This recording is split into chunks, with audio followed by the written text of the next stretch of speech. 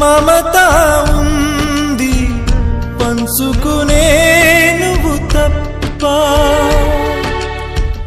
ఊపిరి ఉంది ఆయువు ఉంది ఉండాలనే ఆశ తప్ప.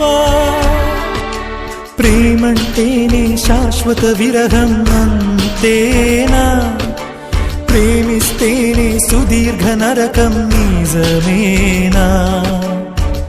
ఎవరిని అడగాలి నన్ను తప్ప, చివరికి ఏమవాలి మన్ను తప్ప.